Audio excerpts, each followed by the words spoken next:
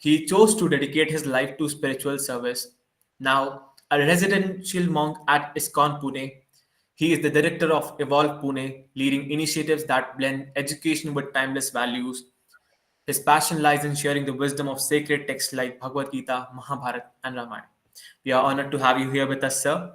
Now, I'll invite you to share with us the true essence of bhakti, its meaning, how it deeply connects with dharma, and which ancient texts guide us on this divine path. Over to you, sir. Thank you, Shreyash, and thank you everyone for this opportunity to interact with you. It's very inspiring to know that all of you, while studying, taking up on quest for truth when you're already on your journey for education and graduating. So it's a great honor and privilege to be over here. And Shreyash, just before we begin with it, so are we going to have a question answer dialogue or how are we going to have it? So currently I'll frame my answers and the length for it. Yes, sir. We will have a question answer dialogue.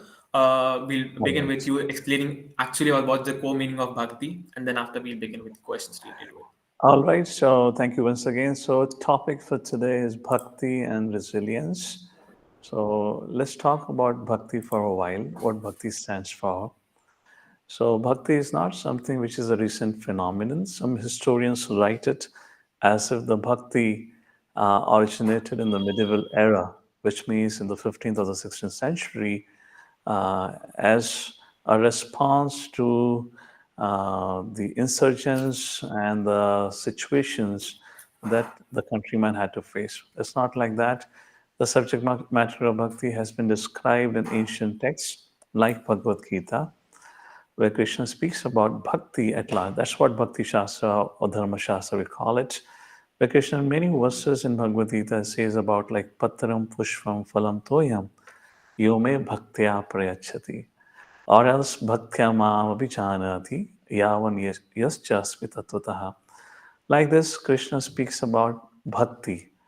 And how old is this Bhagavad Gita? He defines or he explains in Bhagavad Gita itself when Krishna says, Imam Vivaswate Yogam Proktavahan Aham Avyam. Who is Vivaswan? Is the name of sun god. And like this, from sun god Vivaswan came Ikshvaku in the generation ahead. And that Ikshvaku Vamsha had later on Lord Ram and Ramayana that we know of. So it's a very ancient text, ancient knowledge, the science of yoga. And that Bhagavad Gita, Krishna speaks about bhakti. Now, what is bhakti? Uh, Maybe let me give you one common example to help you understand that. There are two ways we can build relationship with each other. One is said to be an affectionate relationship, another is said to have an attachment relationship. What's the difference between affection and attachment based relationship?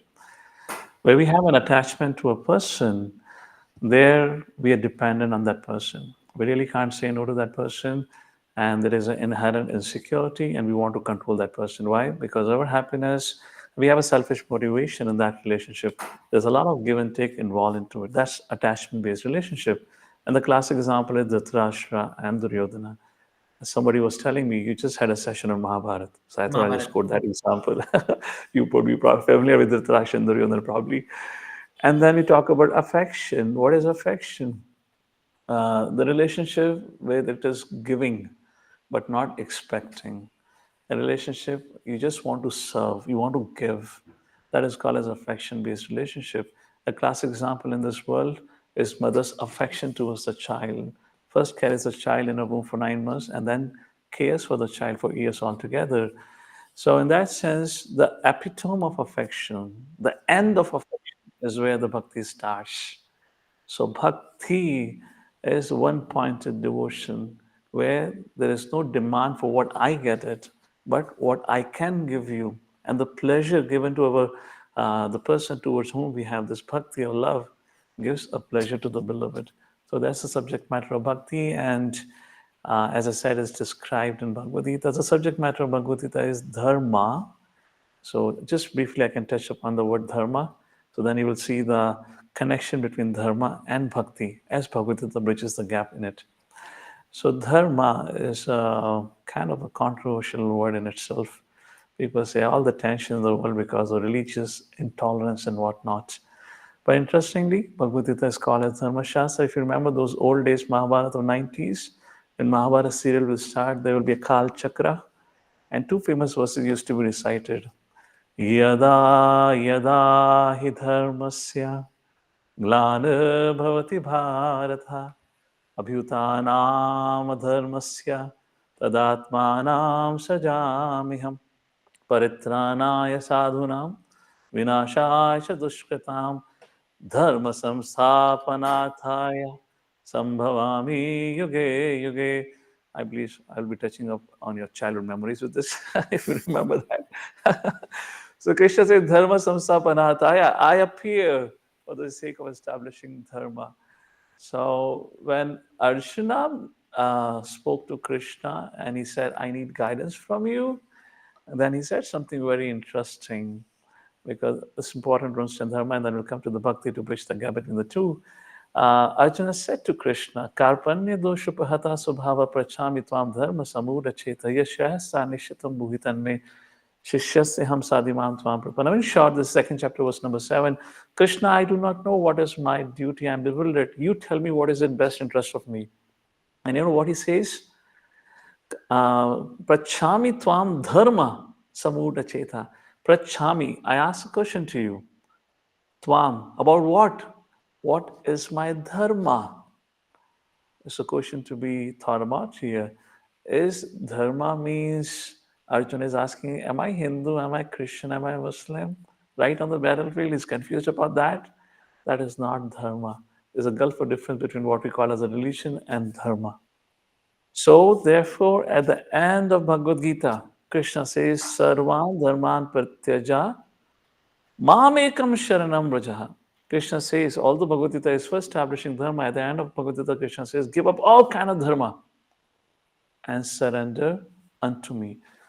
So the idea is the practice of dharma should bring one to bhakti. So when Arjuna asks Krishna to please tell me what is my dharma, so dharma refers to our duty. So Bhagavad Gita establishes dharma at three levels: dharma, responsible duty; adharma, irresponsible action; and paradharma, transcendental duty. And Krishna is establishing, of course, you need both moral, immoral, responsible, irresponsible knowledge to function. The goal of Bhagavad Gita is transcendental action, bhakti.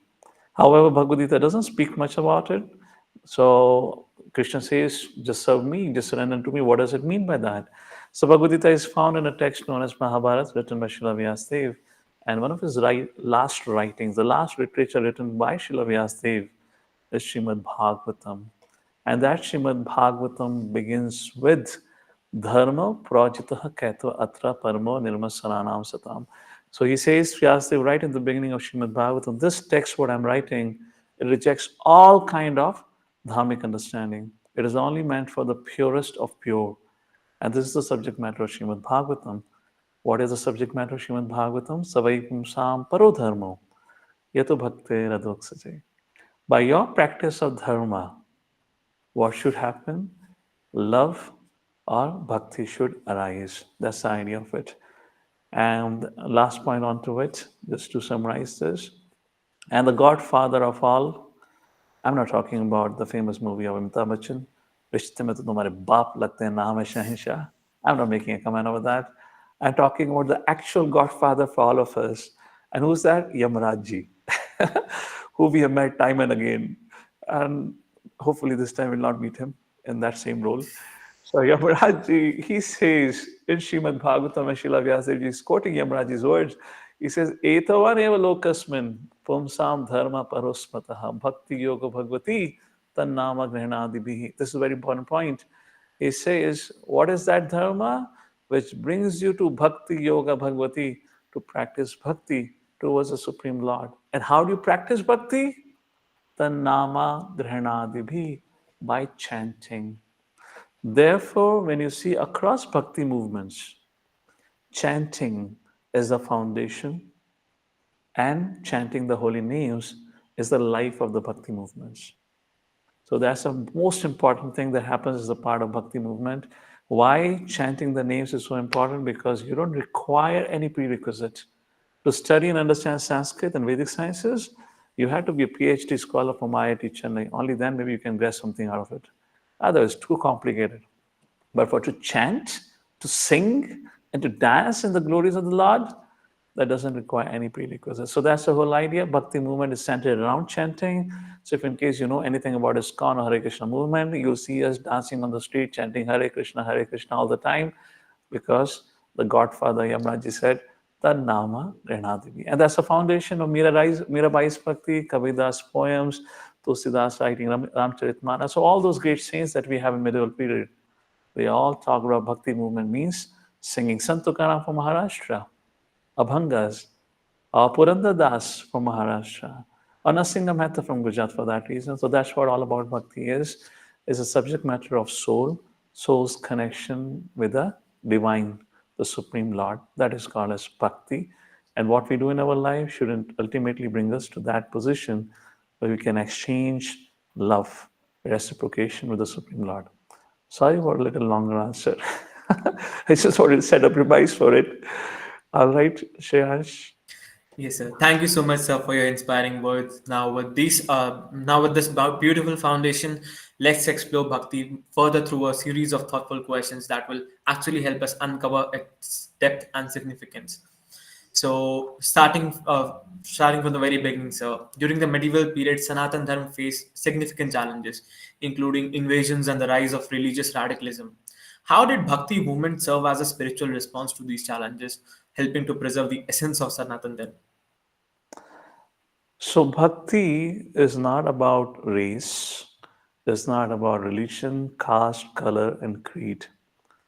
There's a beautiful verse that comes in Bhagavad Gita. Bhakti is a subject matter of soul, and soul doesn't have any kind of this identifications.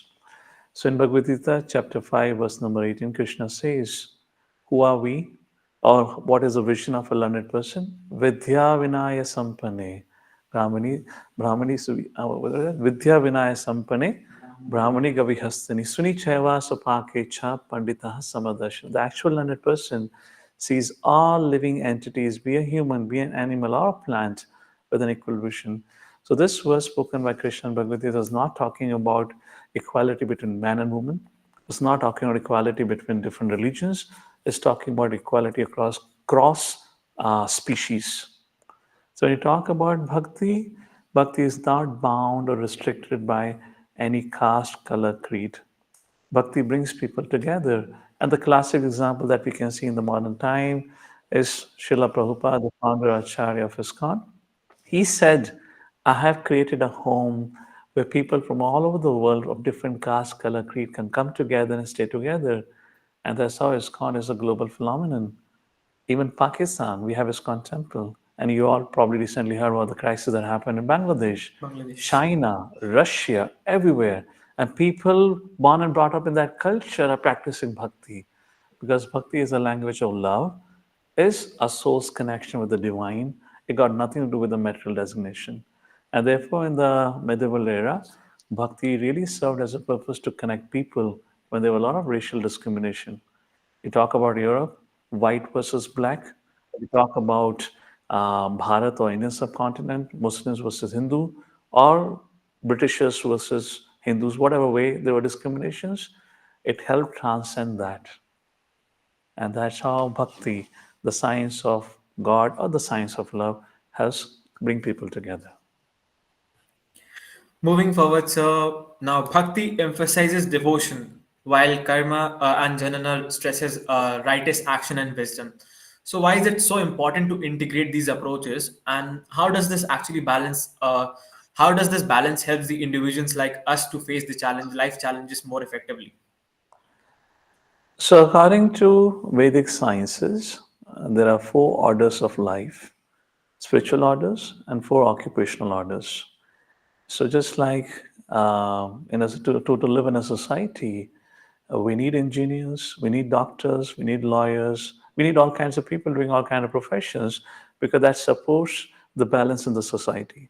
But imagine if everyone becomes like, all the lady becomes like Mirabai and all the men becomes like Tulsidas, then I guess there won't be any shopping mall, there won't be any businesses. Probably none of you will be studying in ITs then, or nothing would happen around it. So, Bhagavad Gita, again, I will go back to Bhagavad Gita because that's the premise, that's the basis of philosophical understanding. When Krishna is speaking about this bhakti, the science of bhakti, he also talks about the importance of harmonizing life. Arjuna was a warrior, and to him, Krishna is speaking the science of Bhagavad Gita. So, ideally, if bhakti was all about giving up and only chanting the names of the Lord, then Arjuna really wanted to do that. He wanted to go to the forest. But at the end of listening to Bhagavad Gita, Arjuna got up and fought, performed his duty, which means the science of bhakti does not encourages anyone to give up anything, rather integrate everything in one's life so that you continue to function, perform your swadharma, your material duties. As a student, you got to study, but also focus on your spiritual dharma, which means connection with the Lord. And for that, Krishna talks about life balance. Yukta ahara viharasya, yukta cheshtasa karmashu, yukta sapno bodhasya, yoga bhavati hadukaha. Which means if you live a disciplined and regulated life, you can transcend all material suffering. So that's the subject matter of Bhagavad Gita, also self-discipline. So it's all about harmonizing. You need to perform action. You need to cultivate knowledge and practice bhakti. So your material responsibilities and your spiritual responsibilities are taken care. Material responsibility allow you to continue maintaining your body, and your spiritual responsibility will nourish your soul and keep you happy and smiling. So, bhakti promotes individual spiritual growth while also encouraging collective practices like kirtans and satsangs. So, why is maintaining this balance important for sustaining faith and building a strong community? Well, as I already said, the chanting is a very foundation of bhakti movement. And when you talk about music, we were talking about Purandar Das, a very great saint of Maharashtra who wrote fantastic poems. Then we have Narottam Das Thakur from the East, Bangladesh or Bengal, who wrote fantastic poems. So um, the music, uh, you know, it we talk about the physical, the mental and emotional and intellectual. So music is a language which really titillates and harmonizes our mental vibrations. So that's a very integral part of bhakti movement. And it is the easiest way to connect. As I said already, you don't need any qualification. You don't even need to know Sanskrit. For example, I'll give you an example. I met a friend of mine who's practicing bhakti yogi from China. And he and I together once were in Vrindavan and chanting together the names of the Lord. And suddenly I heard him chanting something which was very unique and I've never heard. And what was he chanting? We chant Hare Krishna, Krishna Krishna, Hare Hare, Hare Ram, Ram Ram, Hare Hare. That's what I was chanting. And he was chanting Hare Krishna, Hare Krishna, Krishna Krishna, Krishna, Hare Hare, Hare Lama, Hare Lama, Lama Lama, Hare Hare. And I was surprised. I said, why are you bringing Dalai Lama in the holy days of the Lord? What is the Lama doing here? And then I got to know in the language of the fanatics in China, they don't have the sound of Ra. The Ra becomes La. So Hare Rama becomes Hale Lama. So now the question is that you and I can ask, would Krishna accept this? Yes, because it's not about what you do, it's about the intention. So this chanting and musical point becomes so easy, even if you cannot speak properly. When it comes to Sanskrit and the mantras, if you don't pronounce it properly, you can create a lot of trouble for yourself. So therefore, mantra chanting extremely powerful, and it works very fast. And anyone at any point of time, without any rules and regulations and conditions, can follow and practice it. That's the reason it's so vital for any bhakti movement. All right. Yes, so now addressing the modern challenges in today's world, issues like intolerance and misinformation are prevalent. How can the principles of bhakti, which it emphasis on love and devotion, be applied to effectively address these modern day challenges? So first of all, the right kind of education is needed. If you want to counteract misinformation, then we have to spread right information. And when this right information, just like Srila Prabhupada ji, I would encourage all of you, if you ever get a chance, and if you want really some motivation in your life, you can't get a better motivation than a man at the age of 70, left everything, never traveled before America, now travels to America to fulfill the order of a special master, and lives there and struggles there to establish Bhakti movement. So if you look through the life of Srila Prabhupada for that reason, he traveled all over the world in the span of his 12 years and established and taught people from all races the science of life through Bhagavad Gita, through Srimad Bhagavatam. And that way he counteracted misinformation campaign. So if you want to counteract misinformation campaign, we need to have right kind of information. To put it in context, from Arjuna, if not anything, we all can learn one very important lesson. Of course, some of you might feel Arjuna was a Kshatriya, I'm a student, what's the connection?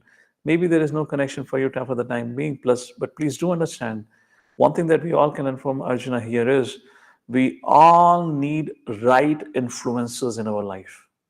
Arjuna was fortunate that he had not the right but the best influencer, that is Krishna for him.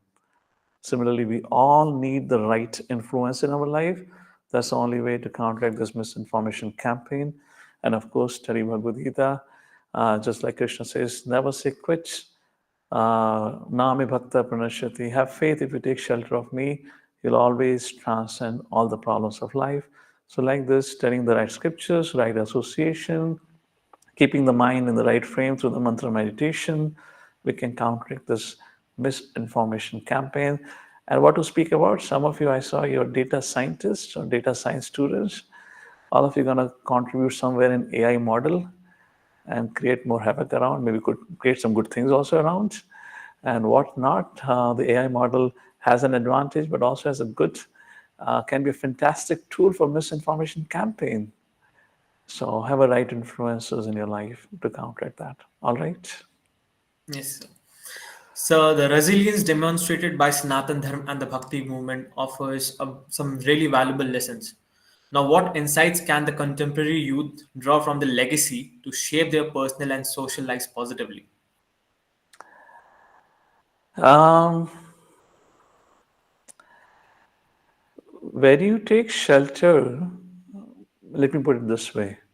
Once Srila Prabhupada was walking on a beach and there was a crab on the beach, and one of the disciples wanted to just chase after the crab, and he ran after the crab, and despite being tenths of time bigger than the size of the crab, this man could not catch a crab.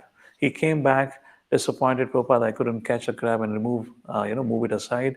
And then Srila Prabhupada made a very fantastic point. He said, you know why? Although you're so big in comparison to the size of the crab, but the crab took a shelter of something which is far greater than you, because crab took a shelter of an ocean. So one thing, as I said, right influences. If you find the right shelter, take a right shelter. It can really help us transcend and move around difficulties that any one of us, anyways, will face. Just like Arjuna, Arjuna's situation at the battlefield of Kurukshetra teaches us, whoever you are, as great as Arjuna, who was expert in his profession, he was the best archer, a man of great character, impeccable character. He was not a young guy, he was 89 years old. Even at that point of time, you can face challenging situations. What do you do? So then, if you have a connection with the divine, then taking shelter of the divine, you can find solace and you can navigate your life through the difficulties. And that's what the Bhakti movement, time and again, we have seen the medieval era. Medieval era is a huge era from the 5th century to the 15th century precisely. But let's talk about the later medieval era from the 12th century to the 15th or 16th century. If we take a look at an Indian subcontinent, that had been an era of oppression, in one way terrorism, plundering, and whatnot. 3 times Mathura alone in the late 10th century, the 14th century, and then the 15th century. 3 times alone, Mathura had been razed to ground. Whole of Mathura and Vrindavan had been completely destroyed. So much so when in 1516, Sri Chaitanya Mahaprabhu went to Vrindavan for the first time, there was not even a single temple of Krishna or his pastime places. So much destruction happened. Yet today, if you go to Vrindavan, there are more than 5,000 temples in Vrindavan. and more are coming. So yes, there had been a tough times, but because of taking shelter of the divine, of the super soul, of the supreme personality Godhead, we can face those challenges, rise above those challenges, and continue steadfast. So teaches resilience. And one last thing on this, it's very important for the youth of the today. uh, we recently came across some unfortunate news from one of the ITs where a young boy, third-year engineering student, committed suicide, and so many things like this which happen regularly these days. Is very unfortunate, but it's very important while we live in this world, understand the local laws or the state laws. We also have to understand the universal laws by which this whole creation functions. That is law of karma. It's not that if you worked hard, you're guaranteed success. It doesn't work like that. We cannot dictate and determine results. We can only endeavor, but results are not in our hand. So law of karma, the science of karma, which is described in Bhagavad Gita, text like this, can really help us find solace when things are not going according to our demands and desires. Because then we understand life is not only what I decided to be, there are universal laws governing life, not mine, of everyone around. So we got to take care of it and conclude with it. All of you probably aware of what's happening in LA, the forest fires. LA haven't seen this kind of forest fire for decades together. I've lived in America. I've been to LA, a beautiful city, have been raised, completely burnt to ashes. Even the best, we say economically, socially, politically, financially, military wise, the best country could not handle it. What do you do about it? So, understanding the universal laws like karma can really help us deal with situations, untoward situations in life. And at the end of it, never, never say quit. Have faith, have right influences, right guidance in life. Keep moving forward. One more thing, Krishna says, Mata spashasu kaunteya shitoshna sukadukada agama paina nityastam titakshma bharata. Hey Arjuna, just like the change of season, summer after summer, winter. So summer is not permanent, the winter is not permanent. Just like there's a constant change of season. So similarly in our life, sometimes we face difficulties, sometimes we have a great moments in our life. Do not get attached, do not get disturbed by either of it. Both are temporary. They continue to move on, sometimes success, sometimes failures. This is a very important lesson. Tam Stitikshva, learn to tolerate. Hare Krishna.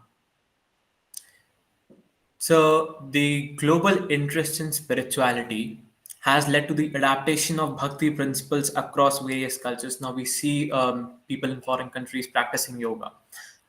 Can you discuss how this cross cultural exchange has influenced the practice and perception of bhakti worldwide? Well, if you talk about, I can say two, 3 points about it. First is the global popularization of bhakti through movements like ISKCON, International Society for Krishna Consciousness, which played a pivotal role in globalizing bhakti practices, uh, through which the chanting of the holy names of the Lord, Hare Krishna Mahamantra, became a household affair. George Harrison composed an album inspired by Srila Prabhupada, and that album, where he included Hare Krishna Mahamantra, for months together was a hit and regularly played on the radio station in the 1970s. And like that, the organizations, the movement like ISKCON, popularized and spread it around. Second thing we can see, apart from global popularization, is a fusion of cultures. These days, we know how yoga is famous, probably more famous in the West than in India today. Everyone is talking about yoga. It has become a huge industry in itself, but there is a lot of fusion of yoga with Western interpretation and understanding, and also yoga and bhakti is very interlinked or intertwined. So, like that, with the popularity of yoga, the bhakti has also become very much part of it. And one particular aspect of bhakti, which is very much intertwined with yoga, is the mantra meditation, the kirtans, which are very famous. Another thing that we see, apart from the fusion of cultures, we also see the influence on the music and arts. We have famous artists like Krishna Das, and there is one Sanatan Kaur, and many other who have popularized bhakti music worldwide, introducing audience to both to the meditative style of music and also to the pop and the rock style of music. So yes, because of which there is a conference, cultural conference that has happened. So these are some of the things that I can think of. And of course, there are challenges also that have arisen because of it. Maintaining the traditional values with the contemporary beliefs and lifestyle. So, anyways, anything that you do in this world would always have the good and the bad. But like this, the globalization of bhakti has brought about the confluence of cultures and values. As these societies become increasingly secular and modern, maintaining the relevance of traditional spiritual practices can be challenging. So, now, what steps can be taken to ensure that the bhakti and the broader principles of Sanatan Dharma continue to resonate in the modern world? Education, education, and education. That's all the answer. We cannot function on the level of faith or belief. I believe in something, but I don't have a proof of that. We need to be properly educated. Our education or our belief and faith should be based on science, Vedic sciences. To give you an example, in sixth chapter, when Krishna is concluding the chapter, the discussion on yoga, in the 47th verse, Krishna says, Yoginam api sarvesham madkaterantaratman shraddhavan bhajate yomam sami yuktatamo mataha. Krishna is saying, Arjuna, prior to this verse in the previous, Krishna says, at all times be a yogi. And then Karma Yogi, Jnana Yogi, Ashtanga Yogi, Bhakti Yogi. Then Arjuna wonder which yogi is the best. And then Krishna says, Yoginam api sarvesham. All the yogis, the best yogi is which? The one who renders bhakti. Who's always thinking about me, and I'm also thinking about it. But how? Shraddhavan yu bhajate mam. But he renders bhakti or love to me with shraddha, faith. So now Arjuna asks the question, my dear Lord, how does faith comes? And that's how the seventh chapter, verse number 1 begins. Krishna says, Arjuna, tat shunu, by hearing, by education, spiritual education. So therefore, we had Gurukul systems before British abolished it back in 1882, 1892 when they banned it, Gurukul education. So all of us will go through books like Bhagavad Gita, Mahabharata, Ramayana, teaching us incredible values of life, how to live our life, not caught up with an idea of I'm of this religion or that religion, because the books that we're talking about, the ancient texts, those texts of those times when they were written, or the histories of the time, did not even have a reference of any of these modern day religions that we talk about and identify with. So we should not look from the prism of our religious understanding, but to see from the point of view how these ancient texts teach us how to live and how others let live. And to conclude with, very important thing, Gita on the subject matter functions at three levels. First, Gita teaches us self-love. How important. How many of you would agree with? Maybe I don't know how to interact with you. Maybe you can raise your hand if possible in Google Meet. I don't know how well it functions. How many of you agree? Today, people do not abuse us as much we abuse ourselves. We are the greatest self-abusers. How many of you agree with that? Yes or no? So there's a great need of self-love, cultivating self-love. So Bhagavad Gita, first of all, talks about self-discipline, which means self-discipline to self-love. Next, Bhagavad Gita teaches about relationship with others. There's so much need of empathy, forgiveness, tolerance when dealing with the society, isn't it? How many of you agree with that? There's a rising intolerance. When there's an accident on the street, people will stop by to take a photo, but hardly anyone would stop by to give a helping hand for that person. We have forgotten about the basic social values or human values, how to interact with each other. So that's the second level of teaching that Bhagavad Gita gives in terms of relationship.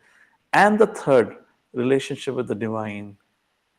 Unless we have that connection, the relationship with society and relation with the self would never be a fulfilling experience. So if not for anything, read Bhagavad Gita for yourself, just to bring clarity for oneself. To summarize again, so what is needed is spiritual education.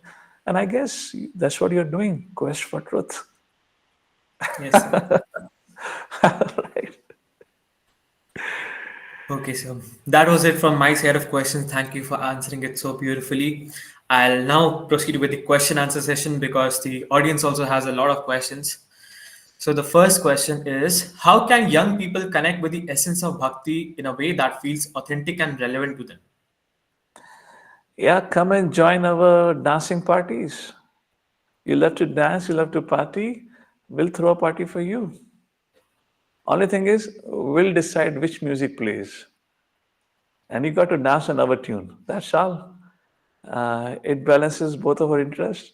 You love to dance and party, we'll give you that. And you'll definitely enjoy that. So, as I said, spiritual life is fun.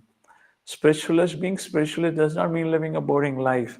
If that would have been the case, then most of the spiritualists should have been the biggest sadists all around. And it is today other way around. You see those who practice spirituality, at least they have some smile on their face. And those who are totally disconnected but have everything with themselves, they're totally lost. So, how do we reconnect? So, spirituality brings a lot of joy, a lot of fun to life, a lot of adventure. See, let me tell you briefly. I don't want to speak much about myself, but because all of you are students, so I just want to give a little bit about myself here. I connected with spirituality when I myself was a student, not in India, but in America when I was studying at Ohio State University. And not even once I felt while living in America, I'm getting disconnected with my life that I want to live.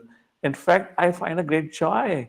Every Thursday evening, we used to have a party where all Ohio State University students, almost 50, 60 of us, will come together in the temple, would have a great blast, great party, and at the end of it, there was a pizza prasadam, pizza party after that. There was a good association. We had fun. We had retreats.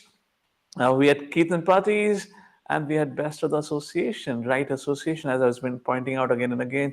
The greatest need of the society for the young people today, in particular, is to have right influencers in their life.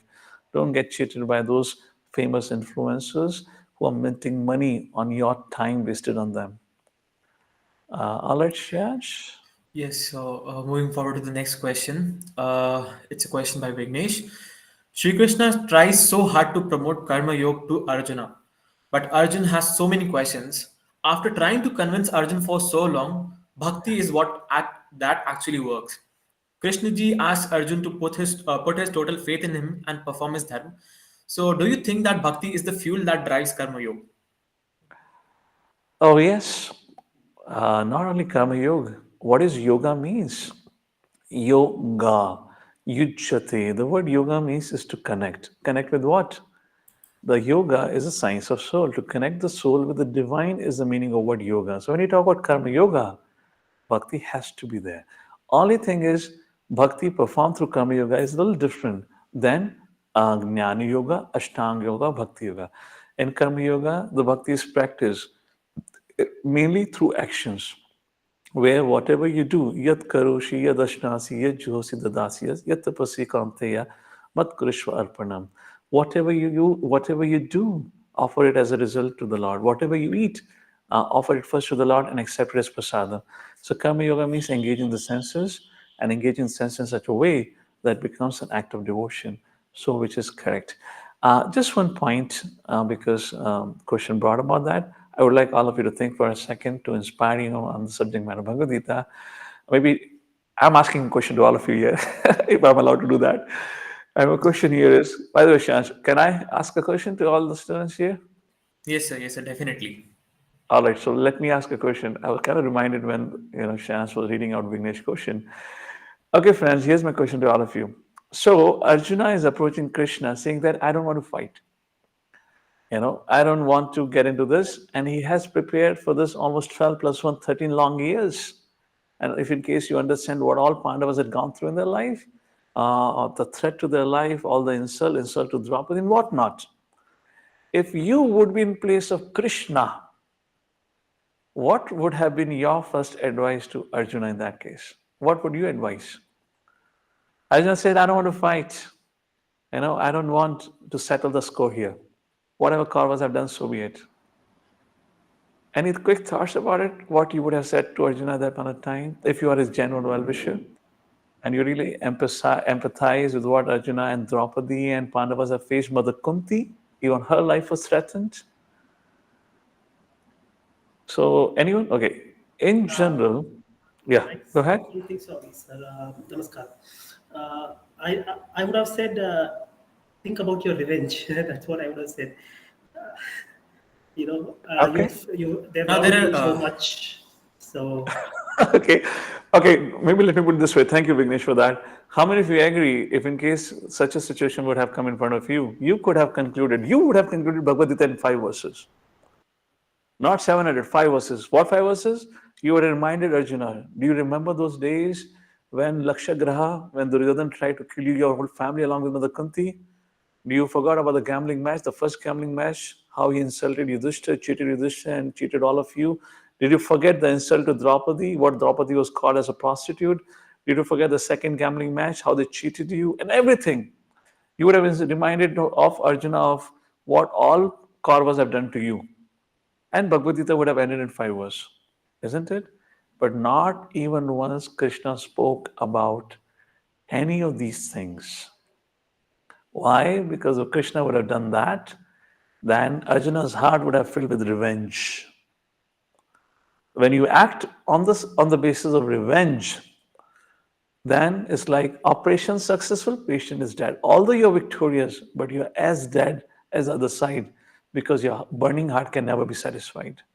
So Krishna doesn't teach us about revenge, but teaches about avenge. Not the Avengers of Marvel movie, but avenge. The difference between revenge and avenge: revenge, you do it, act because of hate. Avenge, you do it on the basis of duty. Do it as a matter of duty to establish Dharma. And that is what the whole storyline of Bhagavad Gita is. Give up ill feelings towards others. Don't act on the basis of revenge. Learn to let go, live free, learn to forgive. Act on the principles of Dharma. Let me ask this question to you. How many of you have experienced, if anyone asks you a question about the past, we easily remembers what people did bad to us in comparison to what good have been done to us? Yes or no? If anyone spoke harshly to us, if somebody ever insulted to us, those remembrance comes the fast and quickest to us as compared to all the help, all the good things have been done to us. So we deeply carry these negative emotions and we need to learn the art of letting go. And that way we truly be successful. And that's the wisdom in Bhagavad Gita. All right, Shesh, continue. Yes, thank you so much for answer. Yuvraj has a question. In Bhagavad Gita, Sri Krishna tells Arjun to perform karma without getting affected from its results. But the motivation to work towards a particular thing comes from the result. So, can you please enlighten us about this paradoxical nature of karma? Fantastic question. Fantastic. What is karmanevadikaraste? Ma phaleshu kadachan ma karma phaletur ma te sanga karmani. Actually, it's not that to act, the motivation comes from result. We have been trained and educated like this, from the beginning. If you go to school, well, if you get the first prize, the teachers or the parents will promise you will get you a bicycle or will take you for a vacation. If you get a good rank, this will happen, that will happen. So we have grown up in an environment which is very result oriented. And the consequence of that, it had led to severe competition and all the stress that arises in our life as a student because of academic pressure in a professional life is all because of our attachment to result. So two things happen with result attachment to result. One, we go into daydreaming. Before we start the task, we think, oh, when I would be successful, how good life would be. So we waste time, we waste on our present. Second thing, when we are not able to fulfill, come closer to the result, we become depressed. And this is one of the reason. Like there was a lecture from a student in Kota, I believe previous week, 3 days straight. Every evening, one student from Kota preparing for IT, where all of you studying, committed suicide. And the letter, one of the letter which I got from there, the student said, he said, well, I'm sure, my dear parents, this year I cannot clear IIT. I have failed you. There's no purpose to my life. Why did he commit suicide? Because he felt that he cannot get the result. So motivation for action, if it is based on result, I just gave you some consequences, how detrimental it could be. So now question is then what should be the motivation? And that motivation is given by Krishna and Bhagavad Gita. The impetus to work. should not be the result. The impetus to work is it is my duty, the first thing, as a matter of duty. Therefore, how karma or duty is defined, or in the ancient text, or in the previous generation was do a work which is of your liking. When you love doing the work that you do, when you do the work that you love, then you enjoy it. That becomes a motivation, not the result. Second thing, the higher principle, the motivation of work is as a service.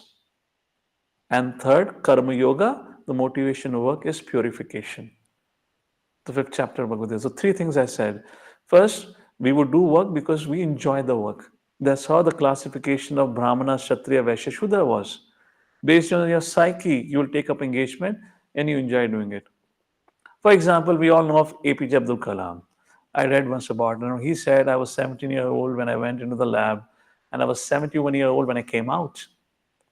I was so absorbed. I loved my work so much, I did not even realize how my black hair became white. And I was so much absorbed in my work, I never got married also. And if in case you know of APJ Abdul Kalam's life, it's not that he didn't have failures in his life. He did have failures in his life in terms of launching several missions. But because he loved what he did, he was not too much caught up with the result consciousness. That's the first thing. Second thing, work as a matter of duty. This needs to be inculcated. Third, the purpose of Karma Yoga is purification. That is how Bhagavad Gita teaches. So we need to cultivate this spirit, and this is another subject matter which can be taken up in the future for all of you in terms of how do we really function as a very important topic indeed. All right, Shash. Yes, so the next question is posted as anonymous. How can someone from a non-dharmic culture get started with reconnecting with the way of our ancestors' way of life? That is, Sanatan Dharma, especially if we are born in a conservative family and family are closeted to the point that I have to conjure up a lot of courage to even ask this question. Not very clear. Yeah, Um, so if you want to read it again, I didn't, maybe there was a little breaking of the voice. yes. So if you're coming from Uh, a conservative family, are you being not is something your family is not encouraging you like that, or what's the problem here? And what kind of the practice you question want to pick it up for which you're feeling a little challenged? I'll reread the question once again, sir.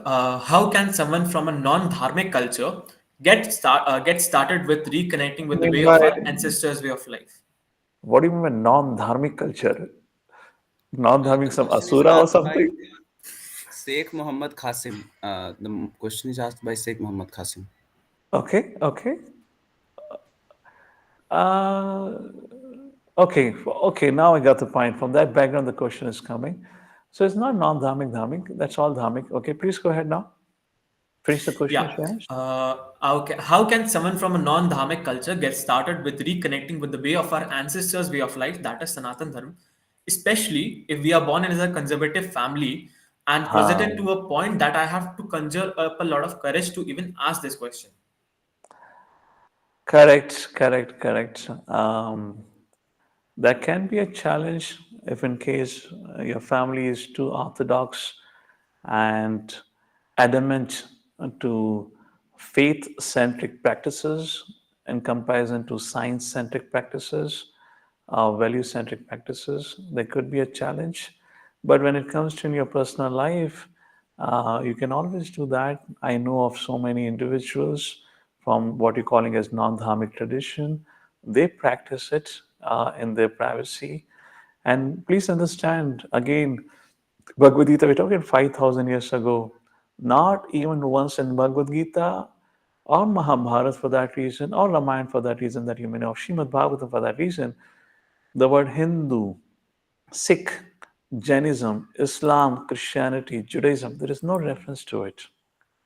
So, what this subject matter of Sanatana Dharma is a way of life which refers to the soul's connection to divine.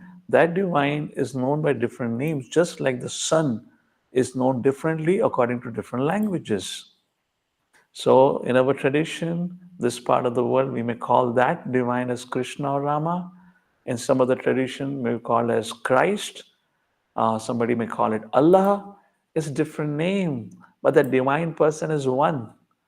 and we all have that right to do that. Maybe not in the presence of your family, but in your personal life, you can always try to do that. Such kind of a social bondages are challenged, but please remember, Saudi Arabia, Middle East, Pakistan, Bangladesh, everywhere, people are taking to practice Sanatan Dharma. They're practicing, but try to do it whatever is possible for you to do it. Yashovardhan has a question. Who or what shall be our ideal influence and the shelter? Yeah, ideal influencer. Well, the most ideal influencer for all of us for all the time is Lord Krishna. And he was the influencer for Arjuna also. So, or Lord Rama. Lord Rama teaches the life of sacrifice, keeping up words, commitments, and whatnot. Lord Krishna teaches, of course, we need to understand Lord Krishna's personality overall too. So I would say, have Bhagavad Gita, the teaching of Krishna, as a right influencer for you. And maybe you can find somebody who is well learned in the science of Bhagavad Gita to further encourage you in your life. So that would be the right means to find the right influencer for you. All right. So the last question now, this is the last question which I'll take. In Sanatan Dharma, why does the concept of Vaishnavas and Shivas exist? Now, Shaivism reversed Lord Shiva to be the supreme being, where Vaishnavism portrays Lord Vishnu to be the supreme being. Why is it that so, considering the fact that both the supreme deities are the biggest devotees of each other? So, in Bhagavad Gita, Lord brings about a very important concept. And all of you are engineering students, I'll definitely encourage you to go through with that. And that concept is of, I'm going on? Yeah, sorry, I lost connection. So, that concept is of the psychology or the psyche existing at three states: Sattva guna, Rajoguna, Tamoguna. These are called modes of material nature that refers to our psyche, goodness, passion, ignorance. This has been described elaborately in 14th, 17th, and 18th chapter. So whoever has asked this question, I would humbly request the student to please open Bhagavad Gita, or else you'll find one of my lecture on YouTube on this topic of modes of material nature. You can refer to it. So mode of goodness is where those who have a psyche or a lifestyle of moral goodness, for them, they primarily worship Lord Vishnu. Whereas when it comes to lower modes, particularly mode of ignorance, who are greatly influenced by that psyche, for them they worship Lord Shiva primarily. And then we have mode of passion. So according to the three modes, the three deities, the concept of Trinity has been described. Vishnu, predominating deity for goodness; Brahmaji, predominating deity of passion; and Lord Shiva, predominating deity for ignorance. So in 17th chapter, Krishna talks about faith in these three modes. So as our faith is governed by the modes, so whatever modes we have cultivated, to that we have cultivated a faith. And to that way, the person finds shelter either in Vishnu or Brahmaji or Lord Shiva, like that. Okay? So that's the way we have this Vaishnavism and Shaivism. Thank you so much, sir, for your inspiring words. Now, as we conclude this enlightening session, I'll just take a moment to reflect on the timeless wisdom that is shared today. The path of bhakti, now as beautifully explained, is not just a practice of devotion, but also a powerful force of unity, resilience, and inner transformation. The lessons actually reminds us that love and faith have that strength to overcome these barriers, connect us to the higher purpose, and guide us through life's challenges. A heartfelt thank you to Sri Madan Sundar Das Ji for illuminating us with the profounding insights and for inspiring us to rediscover the spiritual treasures of our heritage. Thank you so much, sir, and to all the audience here. Thank you for your time, curiosity, and participation. Thank you, Shreyansh. Thank you to the club. And thank you all the students for this opportunity, patiently hearing me, and for your thoughtful inquiries. My sincere best wishes for your future, for your career, and in your search for finding the right influences in your life. Thank you once again. Have a wonderful week ahead. Hare Krishna. Hare Krishna, sir. Thank you so much.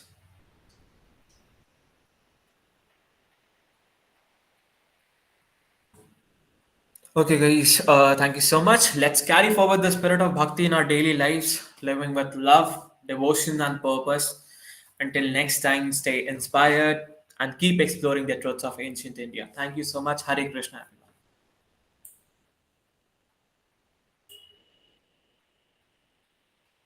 everyone. The recording will be uploaded on the Sundarban's YouTube channel. Also, can someone paste the link to the membership form of Aravat Sangam here?